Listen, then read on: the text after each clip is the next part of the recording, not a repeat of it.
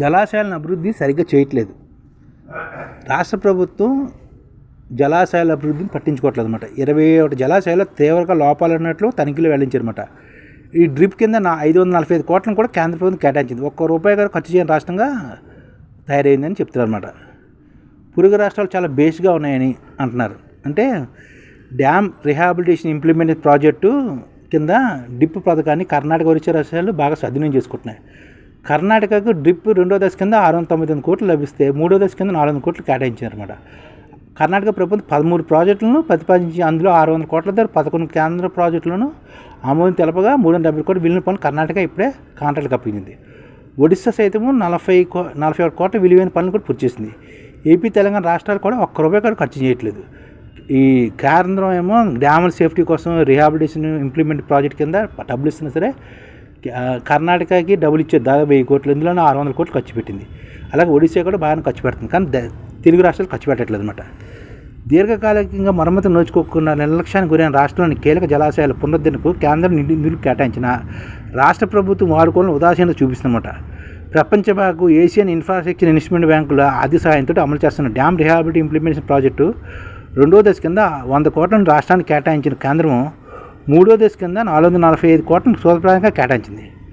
రాష్ట్రంలోని 28 ప్రాజెక్టులను డ్రిప్ పథకం కింద చేర్చి 545 కోట్లతో మరమ్మతు నిర్వహించడానికి 2024లో రాష్ట్ర ప్రభుత్వం అనుమతి ఇచ్చింది. ఇప్పటి వరకు 2వ దశ కింద 9 ప్రాజెక్టులకు సంబంధించిన ప్రతిపాదనలు మాత్రమే కేంద్రానికి పంపించగా కేంద్రం నుంచి దాదాపుగా 5 కోట్ల విలువైన పనులు మంజూరు లభించాయన్నమాట. ఇప్పటి వరకు ఒక్క పనికి టెండర్ నిర్వహించి కాంట్రాక్టుకు అప్పగించలేదు. ₹1 కూడా ఖర్చు చేయట్లేదు.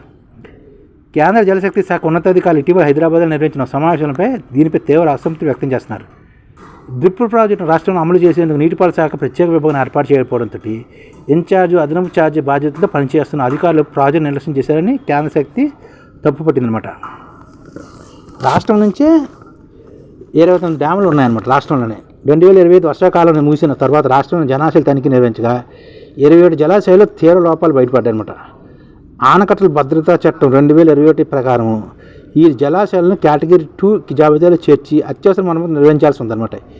ఈ జలాశయాలకు డ్రిప్ కింద మరమ్మతు నిర్వహించవచ్చని తాజాగా కేంద్ర జలశక్తి శాఖ రాష్ట్రానికి సూచన కూడా చేసింది. డ్రిప్ ప్రాజెక్టు 2, 3 దశల కింద దేశవ్యాప్తంగా 19 రాష్ట్రాల పరిధిలోని 736 డ్యాములను 10,211 కోట్ల పునరుద్ధరణకి అనమాట. అంటే ఈ డ్యాములు ఉన్నాయి కదా, ఈ డ్యాములని బాగు చేయాలని కేంద్ర ప్రభుత్వం నిర్ణయించింది అనమాట.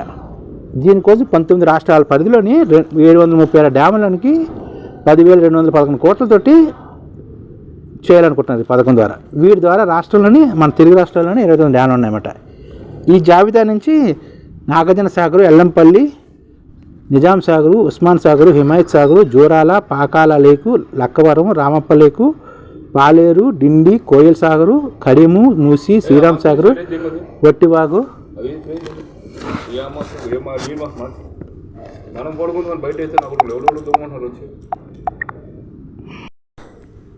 ఇరవై 29 డ్యాములు ఉన్నమాట తెలుగు రాష్ట్రాల్లోనే.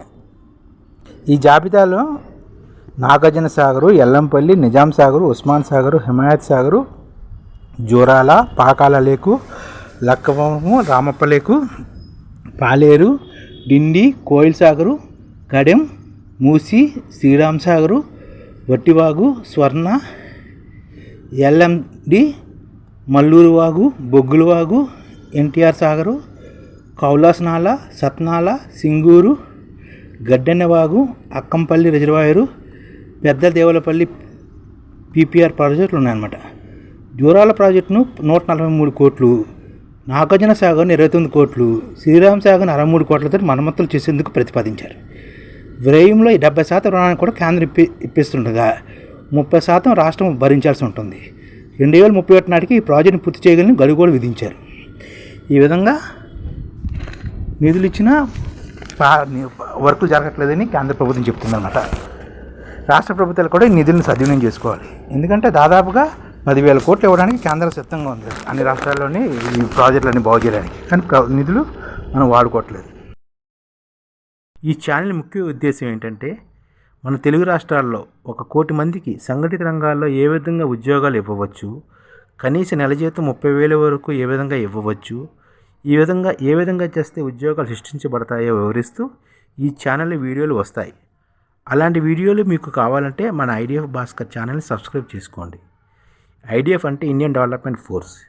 ఈ వీడియోలు చూసిన తర్వాత మీకు నచ్చితే లైక్ చేయండి, మీ ఫ్యామిలీ మెంబర్స్కి షేర్ చేయండి మరియు మీ ఫ్రెండ్స్కి షేర్ చేయండి. Thank you. నమస్కారం.